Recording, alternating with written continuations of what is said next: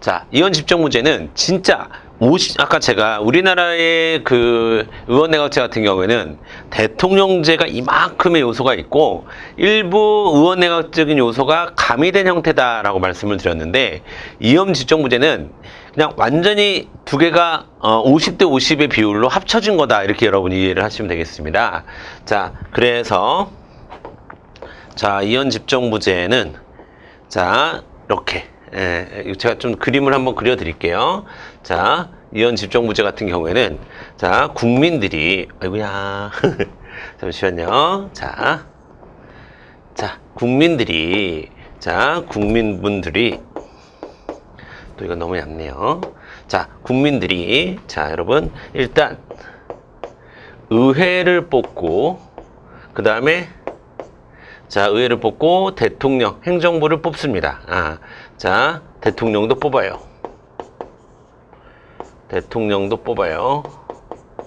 자, 여기까지는 여러분 완전히 딱 여기까지만 보면 자, 딱 대통령제죠. 여기까지는 대통령제예요. 그런데 자, 의회에서 구성하는 내각이 따로 있습니다.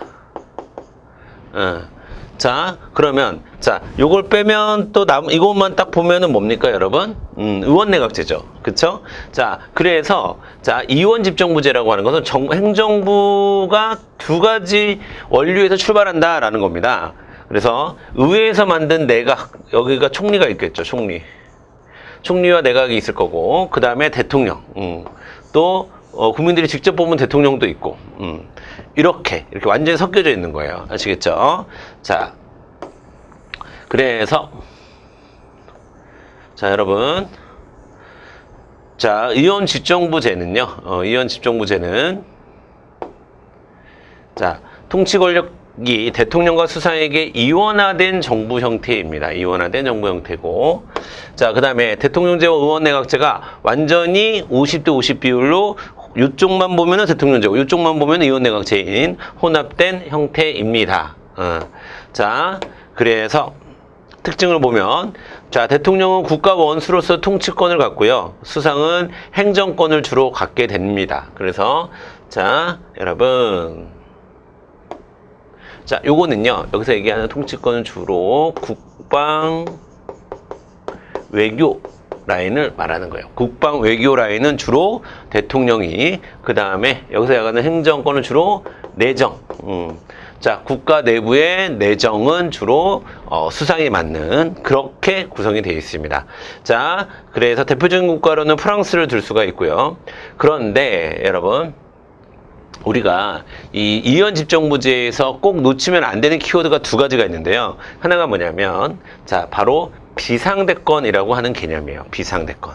자, 비상대권이라는 건 뭐냐면 평상시에 국방 외교 통치권은 대통령이, 그 다음에 이제 국가 내부의 행정 전반에 대해서는 총리나 수상이, 이런 식으로 서로 역할 분담이 되어 있다가 국가 비상 상태의 시에는 대통령이 자, 국가 내부의 권한도 이렇게 장악을 하게 되는 그런 시스템을 갖춰놨습니다. 그걸 우리가 비상대권이라고 얘기해요. 비상대권 시스템이 작동을 한다. 그 다음에 또 하나가 뭐냐면요. 바로 동거정부입니다. 그러니까 정부는 하나인데 그 하나의 정부에 지금 대통령하고 총리하고 물론 같은 당일 수도 있어요. 그렇죠? 같은 당일 수도 있겠지만 또 다른 당일 수도 있잖아요. 그렇죠? 대통령 따로 뽑고 그 다음에 의회를 따로 구성해서 그 의회 다수당이 총리를 하는 거니까, 그래서 이 둘이 서로 달랐을 때는, 즉 대통령의 소속 정당이 원내 소수당인 경우 다수당 출신의 총리와 동거정부를 구성할 수밖에 없는 거죠. 그렇죠?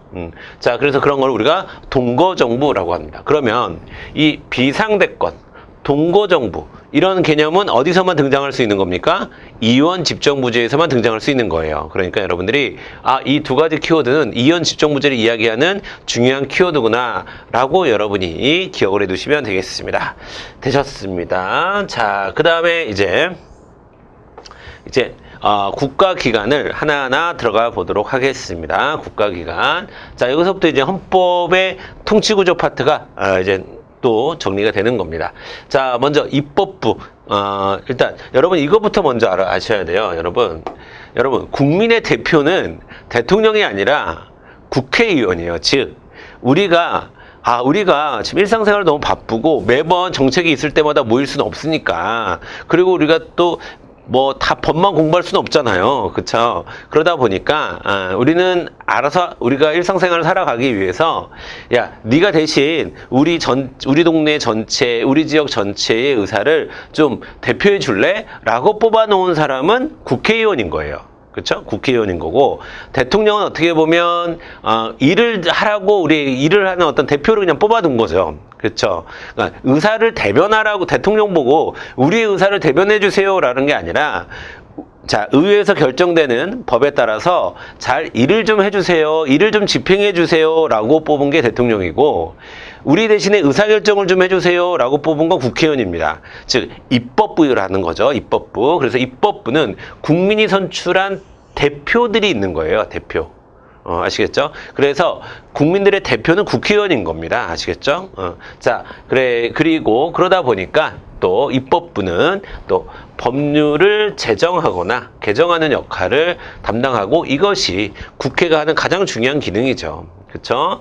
자, 그 다음에 또, 우리는 권력 분립이 되어 있는, 상권 분립이 되어 있는 시스템이다 보니까 입법부가 행정부나 사법부, 특히 행정부를 견제하는 역할을 또 하기도 합니다. 그래서, 자, 국정을 통제하기 위해서, 자, 행정부를 견제하거나 비판하는 기능이 국회 고유의 기능입니다.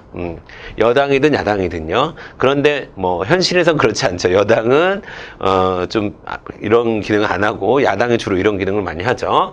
그 다음에 예산 기간, 또 예산을 편성하기도 하죠. 예산 편성을 하기도 하고, 물론 예산 편성은 행정부가 하는데, 그 편성된 예산을 심의하고 확정시키는 것은 국회가 합니다. 이건 좀 이따 뒤에서 좀 다시 정리를 해드릴게요. 자, 그 다음에 당연히 이 입법부를 구성하는 가장 중요한 사람은 바로 국회의원이죠. 국회의원. 자, 여러분 우리나라는 국회의원이, 자, 지역구 국회의원과 비례대표 국회의원으로 구분이 됩니다. 그래서 우리나라는 여러분 총 지금 300명이에요. 국회의원이 300명이고 지역구가 253명이고요. 그 다음에 비례가 247명입니다. 47명. 자, 어쨌든 지역구 의원 당연히 여러분 보통 평등 직접 비밀 선거에 의해서 선출되고, 여기에 대해서는 우리가 뒤에서 선거 파트에서 자세히 배울 겁니다. 요 밑에 것도. 자, 그리고 우리나라 지금 국회의원 선거는 소선거구 다수대표제로, 소선거구는 선거구가 작다는 거고요. 그 다음에 다수대표제는 다수의 표를 얻은 사람만 선출한다는 거고. 그래서 이거는 한마디로 얘기하면 소선거구 다수대표제는 무슨 뜻이냐면, 작은 선거구에서 한 명만 뽑는 시스템을 얘기하는 거예요. 한 명만 뽑는 시스템. 그러다 보니까 이 소선거구 다수대표제는 다수당에게 굉장히 유리해요. 즉 거대 정당에게 굉장히 유리합니다. 거대 정당에 유리합니다. 자, 그래서 우리나라도 그렇잖아요. 우리나라도. 그렇죠? 보통 민주당이나 국민의힘이죠. 지금 이름이 국민의힘, 이 두 정당이 주로 의석을 가져가게 돼 있죠. 왜? 이런 선거제도를 갖고 있기 때문에 그래요. 선거제도에 대해서는 뒤에서 이렇게 나올 때 자세하게 말씀드리도록 하겠습니다. 워낙에 중요한 거니까.